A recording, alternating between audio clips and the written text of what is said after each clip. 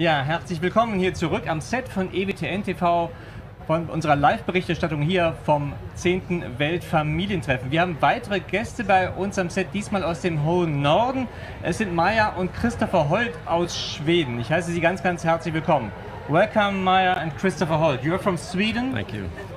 And you're participating here in the World Meeting of Families. What is your first impression? What are your impressions? What did you take? Have you taken out of that until now? Ich habe ihn gefragt, was hat er bisher was haben Sie vom Weltfamilientreffen bisher mitbekommen? Was nehmen Sie mit? Well, thank you for that question. It's been interesting to follow the debates and listen to what I think is to tap into the discourse that is driving the church. Es war sehr interessant, die Diskussionen mit zu verfolgen und hineinzugehen in das, was die Kirche gerade betrifft. Gibt es irgendein Zeugnis, was Sie besonders beeindruckt hat? Irgendein Ereignis oder Zeugnis, was Sie eben wirklich nachhaltig vielleicht mitnehmen, auch nach Schweden? Is there any witness, anything that you would take home to tell others about it? Well, it's always strengthening to meet other families and other big families es ist immer sehr stärkend, who are living andere the Catholic Familien faith in today's society. Und große Familien kennenzulernen, die den Glauben in der Gesellschaft leben. Genau, also Kristoffer ist Vater von 10 Kindern und Maja ist die älteste Tochter. Kristoffer is father of 10 kids and Maja is the oldest daughter, the biggest daughter. Was ist Ihr Erlebnis bisher in Rom? Wie haben Sie Rom und das Weltfamilientreffen bisher erlebt? How did you live this 10th World Meeting of Families until now? How do you mean? In the sense that, is there anything that impressed you, maybe exchange with others? Ist irgendwas, was dich beeindruckt hat, der Austausch mit anderen? Yes, as my father said, a lot about seeing so many other people who are Catholic, which so is viele andere katholische not Menschen zu something you sehen, see a lot in Sweden. was man in Schweden nicht so viel sieht. Yeah, and especially, as he said, large families, where I can see other eldest daughters always also taking care of their little siblings. Die Möglichkeit zu haben, auch andere älteste Geschwister, ältere Schwestern zu treffen, die auf ihre kleinen Geschwister aufpassen. Kristoffer, what is the situation of a big family in Sweden? Kristoffer, was ist die Situation einer großen Familie in Schweden? Well, we're not only a big family, we're also a Catholic family. Wir sind nicht nur eine große, sondern auch eine katholische Familie. Kind of different in a secularized Protestant country like Sweden. Das ist etwas anders in protestantisch geprägten Ländern. In two different ways. And but wir ragen heraus in zwei people Weisen. are really appreciative of when they see us. People are happy when they see young kids and many kids. Viele Menschen sind sehr glücklich, wenn sie große Familien sehen. Viele schätzen das wert. But also, of course, it's challenging to always be a little bit different. Aber es ist auch eine Herausforderung. A car that you can fit everyone into. You have to buy 2 cars, and there are all these problems. Es ist auch eine Herausforderung, so viele Kinder zu haben. Es reicht nicht, ein Auto zu haben, man muss 2 Autos kaufen und es gibt eben diese Art von Problemen. Katholiken sind eine Minderheit in Schweden. Was bedeutet es, katholische Familie zu sein in Schweden in der Situation? In Sweden, Catholics are a minority. What does it mean for a Catholic family to be Catholic and to live as a Catholic family? Well, historically, it's changed quite a bit in the latest years because Sweden used to be very, very connected to the Lutheran Church, both in terms of politics and how the state is run. And there's been a strong Der Staat war antipathy to Catholic teaching. Yeah? Der Staat war sehr verbunden mit der lutherischen Kirche und hatte eine starke Antipathie gegen den katholischen Glauben. So a lot of suspicion and rumors about what viele Gerüchte gegen Katholiken, viele Vorurteile. Yeah. But now we've seen society changing a lot and we have many Catholics from Poland, for example, living in our country, so they're a natural part of society. Es gibt viele polnische Katholiken jetzt, die eben viel mehr auch Teil der Gesellschaft sind. Es ist viel normaler, als Katholik Teil der Gesellschaft zu sein. But of course, it means that for me, for example, I converted to Catholicism, and that means actively taking a step towards a religious worldview. which goes against the secularist dominant position in society. So that can be a little bit challenging sometimes. Yeah. So, hat also bedeutet, dass ich aktiv einen Schritt gegangen bin gegen diese säkularisierte Gesellschaft, und das kann auch herausfordernd sein. Ja, Maja, was bedeutet das für dich, als junge Frau katholisch zu sein? Wie sieht das aus mit deinen Freunden und mit deinen Klassenkameraden? What does it mean for a young lady to be Catholic in Sweden? What about your friends? Yeah, it's quite challenging actually. It's often something like hiding. Manchmal ist es, als ob man sich verstecken muss. How different you are, how extreme in comparison to every other or most other young women at university, for example. Wie anders man ist, gerade auch als junge Frau an der Universität. Yeah, and in politics, where my religious worldview affects it. So, oder mit den politischen Ansichten, die man hat, die durch die Religion, durch den Glauben beeinflusst werden. Fühlt man da sich allein, oder wo nimmst du die Kraft und die Stärke her? Do you feel kind of lonely in a way in this situation, or where do you get your strength? There is a certain loneliness in society because I am often alone in this position when I am in normal Swedish situations. Es gibt da schon eine gewisse Einsamkeit in dieser Gesellschaft, wenn man eben in der schwedischen Gesellschaft in ganz normalen Alltagssituationen dann ist. Yeah, but there is with my family and also with the church there is a great community too. And, aber es gibt auch eine große Gemeinschaft. There is sorry. No, go on.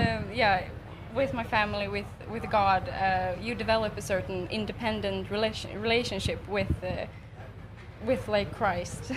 Dafür ist dann die Gemeinschaft in der Familie und in der Kirche besonders stark, und man entwickelt eine unabhängige Beziehung zu Gott und zu Christus. Ja. Kristoffer, was bedeutet die Situation der Diaspora in Schweden für die Weitergabe des Glaubens in einer Familie? What does the situation of the diaspora, of the minority of Catholics in Sweden, mean for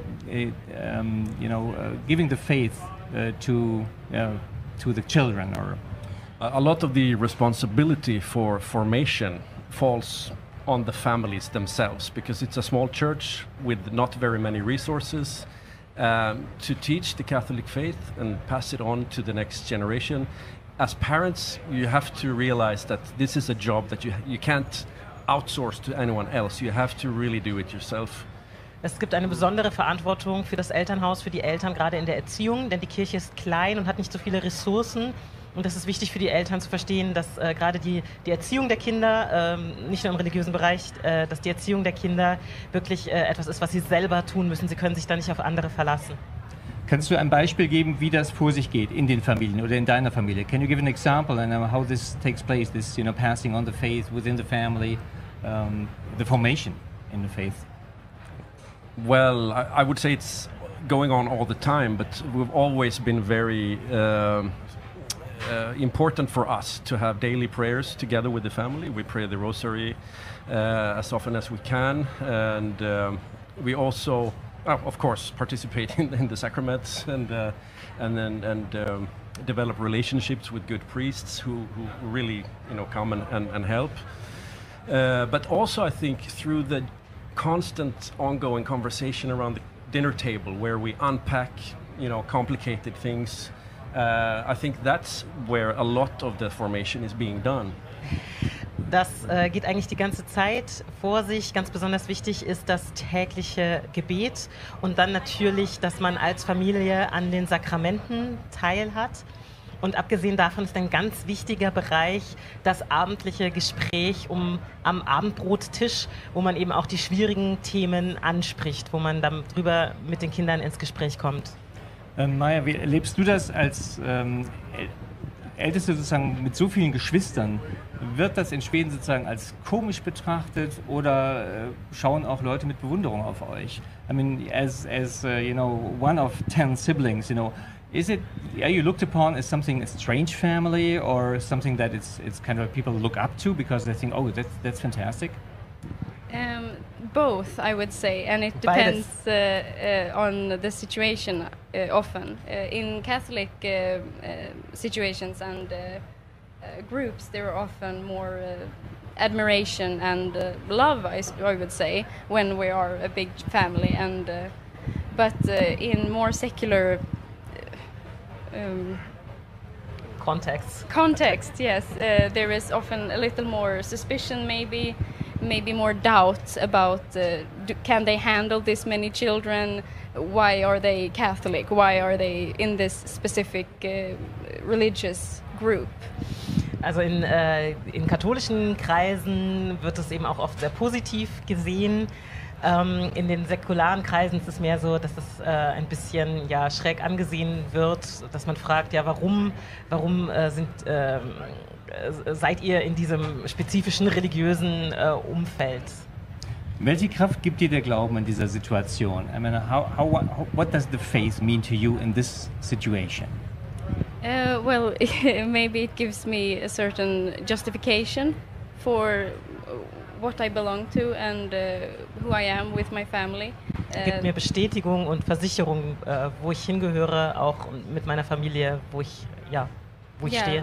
Yeah, it's like a power in a Kraft. way. Justification that I have the right to be a large family, a Christian family, and enjoy that. Wir haben das Recht, eine große Familie zu sein, eine christliche Familie zu sein und darüber glücklich zu sein. Kristoffer, in Deutschland und in anderen Ländern wird die Zahl der Katholiken auch immer geringer. Wir gehen eher in diese Richtung einer Diaspora. Was können wir von Familien lernen, die in der Diaspora leben? I mean, we have the secularization also in the German-speaking countries and in many parts of the Western Europe.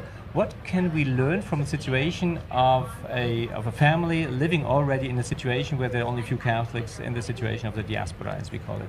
Well, the short answer is it's possible. Es ist möglich. That's a good thing to learn. It's difficult, but it's possible. Schwer, aber es ist möglich. Welche Rolle spielt dabei die Familie? Weil die Kirche hat ja eben ist nicht so strukturiert, wie es in Deutschland eben ist. What is the role of the family in this situation for the church? Was ist die Rolle der Familie für die Kirche? Yeah, the family is the unit.